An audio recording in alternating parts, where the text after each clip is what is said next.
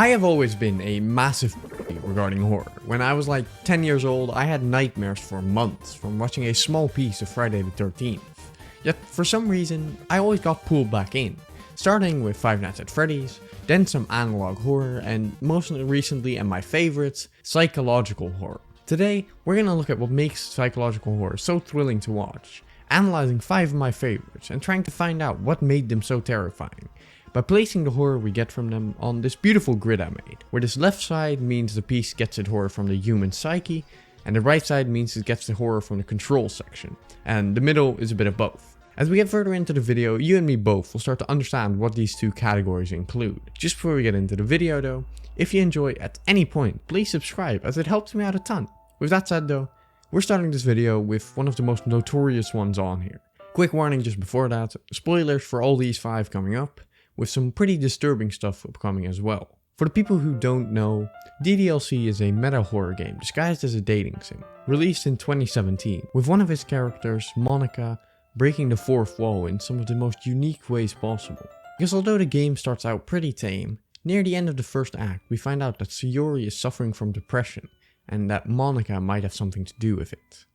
This culminates in the last day, where we go to the club and Sayori isn't there, only thing she left being this poem and this line by Monica. After we find her dead, which I can't show for age restriction reasons, we can also find this note in the game files, showing that Monica definitely has something to do with all this.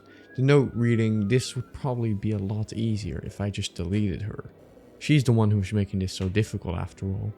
So in the second act of the game, Sayori is completely gone, and it starts to become pretty clear Monica knows she's in a game. And the horror comes from what she does with that information.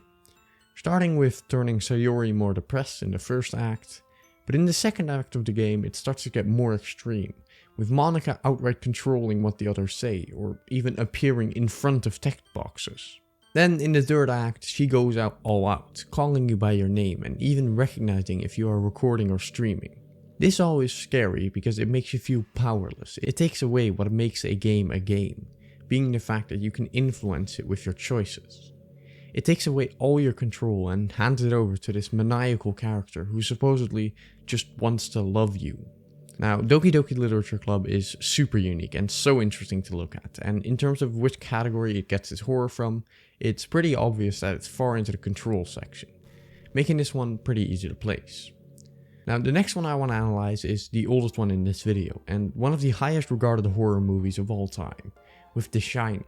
For the people who haven't watched The Shining, go do that, it's really fucking good. It's a psychological horror mystery about a family of 3, being Jack, Wendy and Danny, who are the winter caretakers of the Overlook Hotel.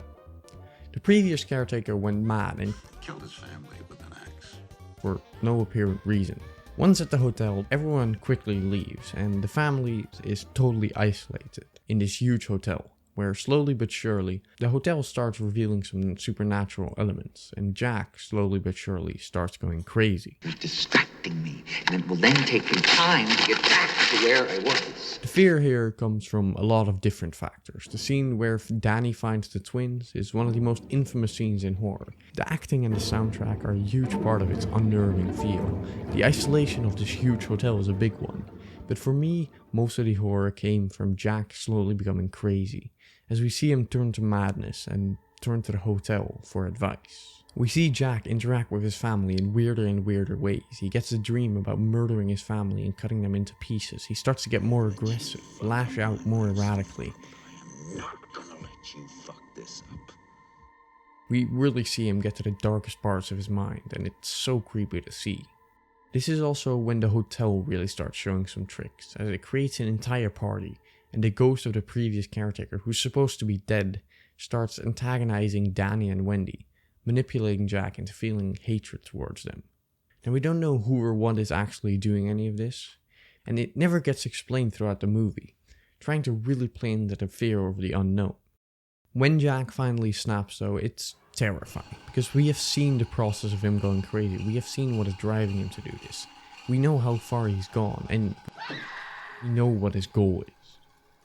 The acting in this movie is absolutely incredible, and definitely a big part of why this movie feels so off. Shelley Duvall and Jack Nicholson put on these super over-the-top reactions with these weird movements. It makes it almost feel uncanny. Now, the fear in this movie comes from a lot of aspects, but for me it falls somewhere in the middle of the control and human psyche aspects, with Jack going crazy and the isolation, which lets our imagination run wild. I'm going to place it a bit more in the human psyche part, but it also has some big aspects of control, especially with the hotel having at least some control over Jack, and obviously over the entire hotel. So for that reason, it's going to be right here, next to the middle, and we're going to move on to one of my favorite games of all time, OMORI. Just before you do though, this one is going to get super dark. So if you're not in the mood for that, I recommend you skip it with the timestamps on the video. Now, OMORI is a psychological horror RPG maker game, following Sunny, a isolated and depressed teen, as we explore his mind in this surreal dream world of his, as well as some adventures in the real world. Now, I'm not going into depth about the story here, so go play it if you haven't yet. OMORI has a few sections in the game that are closer to traditional horror than anything else in this video, with some slight jump scares and other things, but the sections that left me most disturbed are the headspace section, as we can really see the effects of suffering from depression. I want to look at one scene in specific to really showcase this, in Black Space, which is the deepest part of Sunny's mind, with everything he's trying to repress manifesting here, and is often regarded as the most disturbing area in the game. There are a ton of doors leading to these fever dream-like rooms, which to get out of, you need to find a key. Now the 6th room in Black Space is for me the most disturbing scene in the entire game. The room is very simplistic. Miwo, the cat, on an operation table with a knife, a syringe and scissors. The butler just tells you that Miwo has been very, very bad, and he gives you the key. But you can't get out of the room just yet. If you interact with Miwo, the game will ask you if you want to cut her open. If you say yes, the game will ask you again. And again. And again. And again. And again. Until finally, she gets cut open. But instead of getting out the room, nothing changes. If you interact with the butler again, he will tell you if you want a way out, there always is one, but paralleling the first time you realize you have to stab yourself to get out of white space, back when Miwo told you, back when it was really uncomfortable to do. Now, this version of the room is already disturbing enough, but if you manage to find out you can stab yourself before cutting open Miwo, you can get out of the room with no harm. In this room, stabbing yourself is the easy way out. It's the good option. It puts you into the mental state of a severely depressed person, and the game rationalizes it. It's so damn disturbing, and that's the reason this scene specifically has stayed with me for a while. It's disgusting, which is the point. That said, its horror definitely comes from the human psyche, showing the deepest and darkest places of the mind, placing it maybe the furthest left in this entire video. Now, going from this very surreal RPG, I want to talk about another RPG, which although not even 30% of it is released, is already in my top 5 favorite game, in Deltarune. Deltarune as a game is very far from a psychological horror, the first 2 chapters being fun RPG adventures with great characters and a fantastic soundtrack. But hidden in the 2nd chapter there is a secret alternate route you can take, dubbed the Snowgrave route, which takes the game from a wholesome adventure to an incredible horror experience. In the middle of the 2nd chapter we meet up with Noelle, a innocent girl who would never harm a fly, until we start to backtrack and meet the first enemy. Now, normally in Deltarune, if you attack the Darkners, they run away before you can actually harm them. But with Noelle, we can tell her to do Ice Shock, which freezes the enemy before they run away, killing them instantly.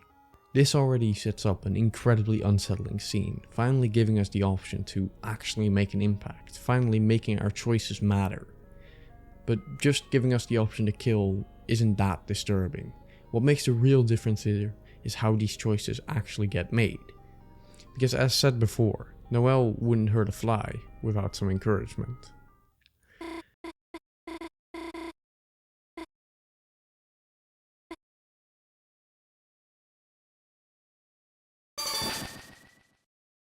So the Snowgrave route transforms from just another Undertale genocide to you actively manipulating someone we see Noelle start to think about darkness as nothing more but means to get stronger. We see her become more violent in her thoughts, and as you continue murdering innocent people, in the end, she even murders her best friend. But that's not the only thing. Because in Deltarune, you're not just playing as a character, you're not playing as Chris. Chris is their own character, which means that you are not just making choices, you are forcing Chris to manipulate their childhood friend into killing innocent people. It is actually the complete opposite of Doki Doki, where Monica had too much control over the game and you felt powerless. It is now you who has too much control over the game. It is you who has too much control over these characters.